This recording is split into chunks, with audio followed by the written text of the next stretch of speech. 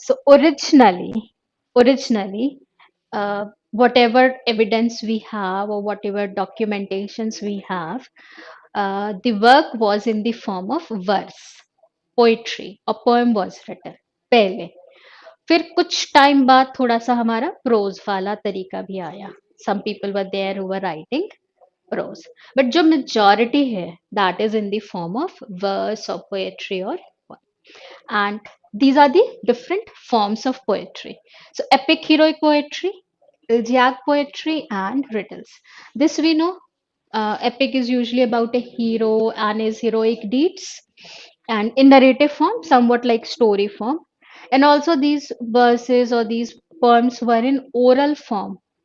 तो generation to generation एक ने सुनाया, फिर दूसरों ने सुना, फिर उन्होंने आगे जो और फ्यूचर जनरेशन आई उनको सुनाया, फिर आगे जो फ्यूचर जनरेशन आई उनको सुनाया. इस तरीके से ओरल फॉर्म में these verses were moving from one generation to another generation. Later on बाद में जो मॉन्क्स वगैरह आए उन्होंने फिर उसको जब सुना तो उन्होंने रिटन फॉर्म में लिखा.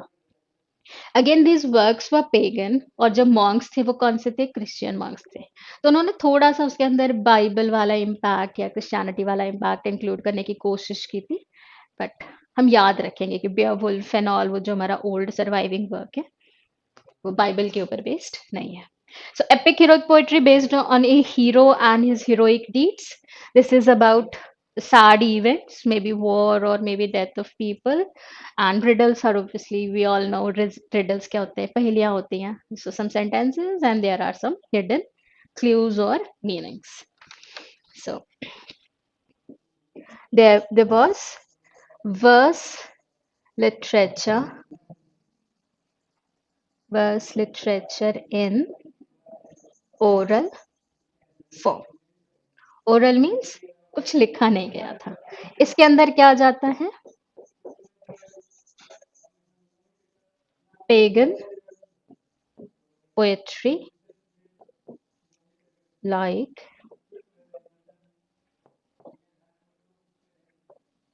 This is very important work from Anglo Saxon period. बहुत ज्यादा जरूरी है. प्लीज प्लीज याद रखिएगा. अगर आपका एक क्वेश्चन आएगा भी ना तो इसी पे बेस्ड आएगा, तो जरूर याद रखेंगे. ऑथर अननोन, नहीं पता किसने लिखा है, बट ये माना जाता है this is the oldest surviving epic of Anglo Saxon period. इसलिए जरूर याद रखिए. This is the name of the work. ये वर्क का नाम है, राइटर का नाम नहीं है. So pagan poetry like and religious poetry by Caedmon और सिनेवुल्फ. ये आपके राइटर्स का नाम है. तो दोनों के बीच में कंफ्यूज नहीं होंगे. वो वर्क का नाम है, पोएम का नाम है, और ये आपके राइटर्स का नाम है जो कि क्या लिखते थे? Religious poetry. And this is a pagan epic poem. उसके बाद फिर आपके वो आए, you know, prose writers. So in 8th century prose appeared. और इसमें फिर कौन कौन आ गया? Bede, Alfred the Great and Aelfric. ये हो गए आपके prose writers. Alfred the Great is known as translator. उन्होंने बहुत इंपॉर्टेंट लैटिन वर्क्स को ट्रांसलेट करा है. तो ये आपके 8th century में प्रोज आया. So overview of Anglo-Saxon literature. This is your most important work, which is a pagan poetry. Then some other religious poetries were written by Caedmon and Cenwulf, and these are the prose writers. Bede, also known as Venerable Bede, and Alfred the Great, he was king of that period, and Elfric was a clergyman. तो आप थोड़ा सा वैसे कह सकते हो, monk type, clergyman. Anglo-Saxon literature. Now let's discuss the storyline of बेowulf। सो ये क्या है? ये आपका सेंट्रल कैरेक्टर है। ये शुरू में एक यंग मैन होता है और एक मॉन्स्टर से लड़ता है।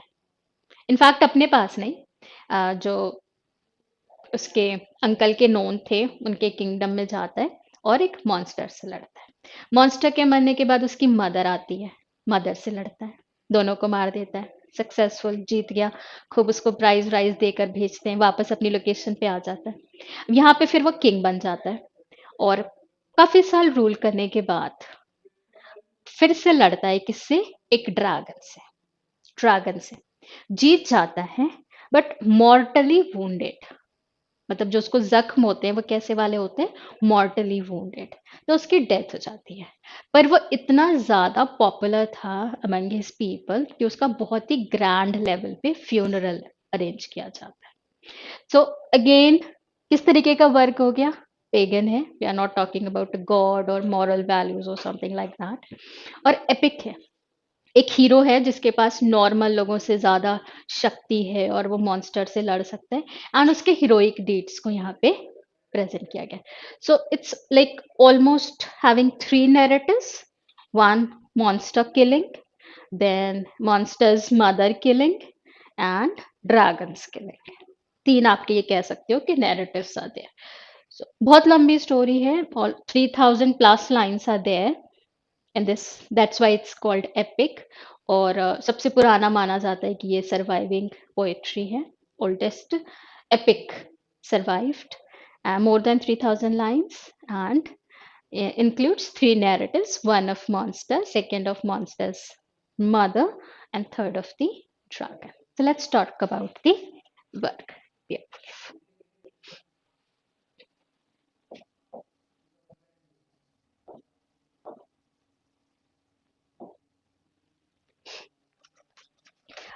It is part of part of novel codex manuscript.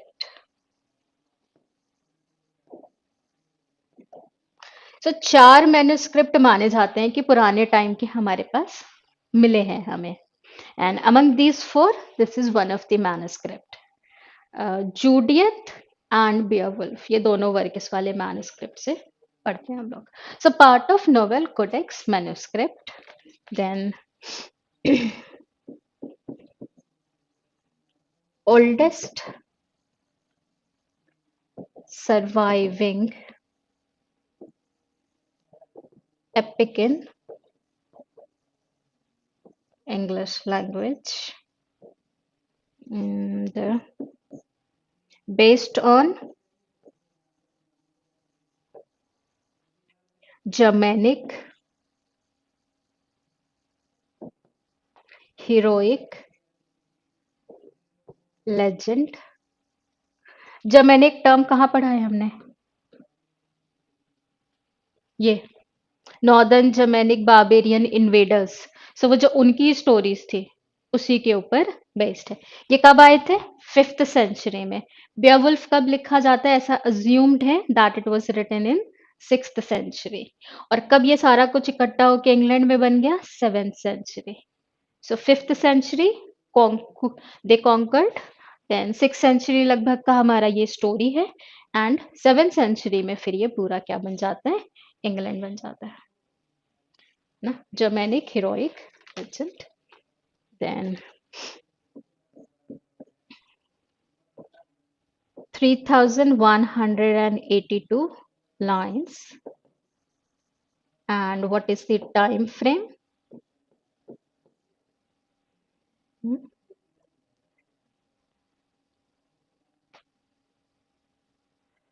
So written between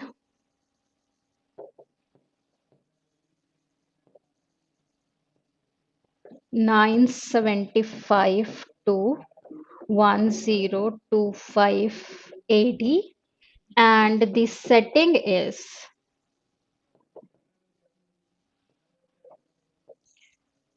Scandinavia in 6th century. Author unknown, very important. एक बार क्वेश्चन आया हुआ है आपके एग्जाम में कि who is the author of Beowulf, so unknown author, किसी को नहीं पता कि ये किसने लिखा है, बाद में किसी मॉन्क ने इसको रिटन फॉर्म में किया था।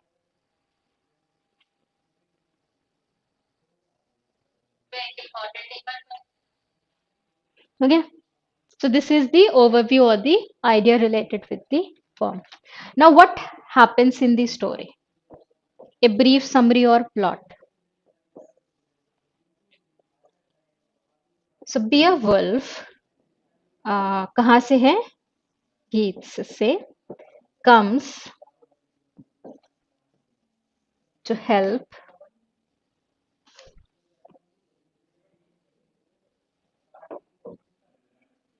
Hrothgar, इसको,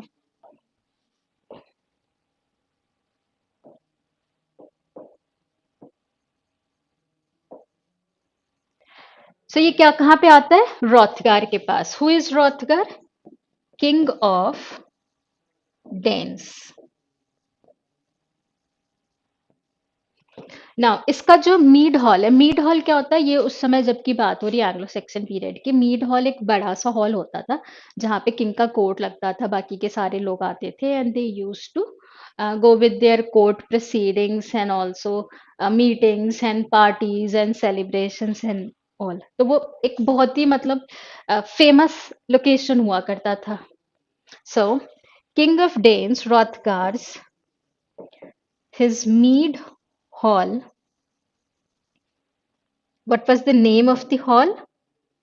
Heorot has been attack, has been under attack by monster. And what was the name of the monster? Grendel, for 12 years. अब यह इसके जो लोग थे, knights and everybody, lords and all, वो नहीं जीत पा रहे थे उससे, और उसकी वजह से 12 ईयर्स से मीड हॉल क्या था, बिल्कुल ही सुनसान था। No celebrations, no meetings, no court proceedings, nothing. ठीक, सो आफ्टर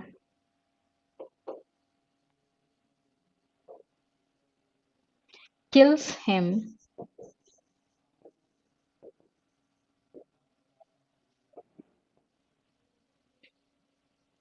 Grendel's mother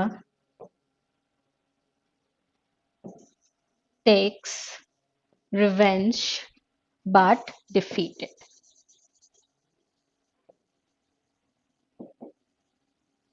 आपके स्टडी मटेरियल में ना ये आपको मिल जाएगा एकदम डिटेल में स्टोरी, मतलब एकदम भी डिटेल नहीं, क्योंकि ऑब्वियसली हम 3000 लाइंस के एक्सप्लेनेशन पे नहीं जाएंगे, but somewhat detailed summary of the story, थोड़ा सा और ज्यादा, almost like in 2 pages around, थोड़ा सा आप इसको ताकि अच्छे से और स्टोरी को समझ, I am giving you the overview के भी these are the important steps और important sections in the story. So एक आपका ये ग्रेंडल को हराया, फिर ग्रेंडल की मदर को हराया, वो रिवेंज लेने के लिए आई, but she herself got defeated. इसके बाद क्या हुआ,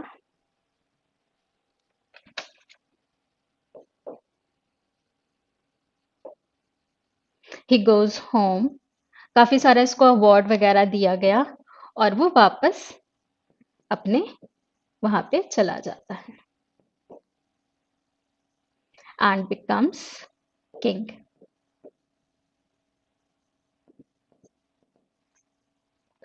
now he is ruling for 50 years। 50 years later, सब कुछ बहुत अच्छा चल रहा है, everybody is very happy.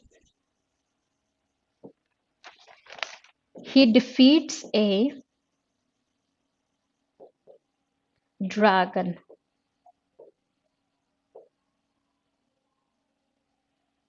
but mortally wounded.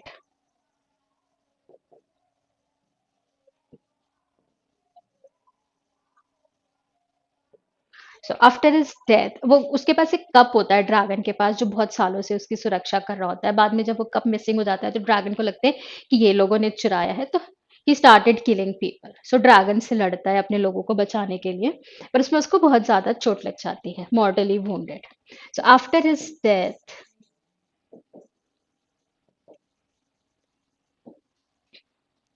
a grand funeral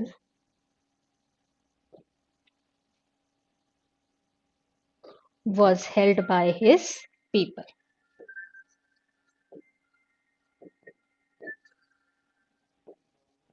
और मतलब उसको बहुत ही अच्छे से उस चीज को तारीफ करते हैं, प्रेज करते हैं, बहुत ही अच्छे तरीके से इसको बाय किया जाता है बियरवुल्फ को। So this is the summary और the plot of the story. So we will remember this is a pagan poem, जरूर याद रखिएगा क्योंकि ये भी एक इम्पॉर्टेंट पॉइंट है जहां से क्वेश्चन आपका आ सकता है। So please remember this is A pagan poem, and what type of poem? Epic है, epic है, about a hero and his heroic deeds. Now, considering the literary devices, there is use of alliteration, use of alliteration, use of metaphor, then understatement, and जो सबसे ज्यादा जरूरी चीज है वो क्या है? There is use of caesura and kennings. ये दोनों जरूर याद रखिएगा और सबसे ज्यादा इसको याद रखिएगा, केनिंग्स को। एलिटरेटिव वर्ड्स है इसलिए एलिट्रेशन इज ऑल्सो इम्पोर्टेंट। जब भी आप बियरवुल्फ के बारे में बात करते हो वो जो लिखा होता है वर्ड्स वो कैसा है? एलिटरेटिव वर्ड्स है। So you heavy use of alliteration and also kennings. ये क्या होता है? ये पॉज होता है, आपकी जो पोएट्री की लाइन होती है उसके बीच में जो पॉज होता है, रुकते हैं, उसको कहते हैं। तो ये क्या हो गया? Pause in line, pause in a line. Kennings क्या होता है? कैनिंग्स में ना एक्चुअल वर्ड ना लिख करके कंपाउंड वर्ड लिखते हैं जो कि उसी मीनिंग को रिप्रेजेंट करे, है ना? जैसे मान लीजिए ह्यूमन बॉडी है, सो ह्यूमन बॉडी को हम क्या लिख रहे हैं? Bone house. There is this use of hyphen, compound word है, हाइफन यूज कर रहे हैं, and instead of one word I am writing a compound word which represents the actual word और द ओरिजिनल वर्ड। तो ये कैनिंग्स है, ये आपके ओल्ड इंग्लिश लिटरेरी डिवाइसेस के अंदर आता है। कैनिंग्स पुरानी English, old English. So couple of examples kennings से related, whale road, bone house and soul destroyer.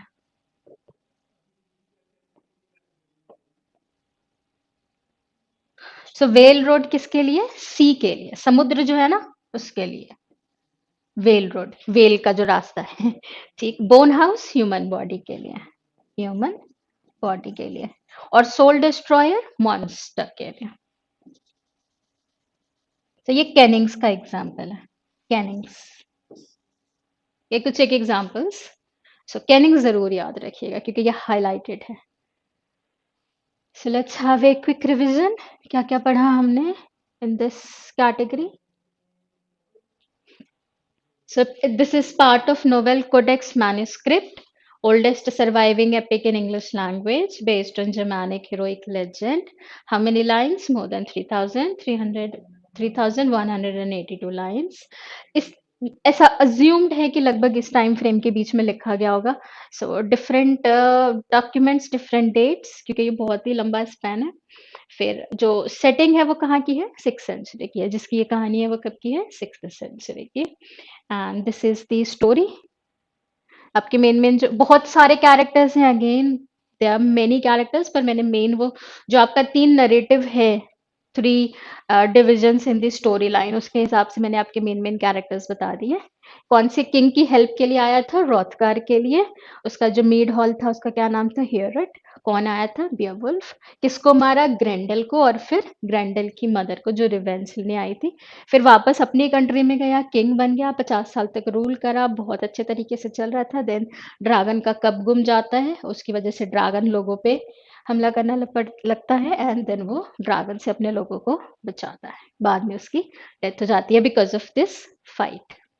और ये कुछ आपके मैंने एक्स्ट्रा पॉइंट्स लिटरेरी डिवाइसेस से रिलेटेड बता दिया। Use of alliteration, then metaphor, understatement, caesura and kennings. Kennings के कुछ एक एग्जांपल वर्क में से। और ये याद रखेंगे कि दिस इज बिब्लिकल पोयम नहीं है, पेगन है।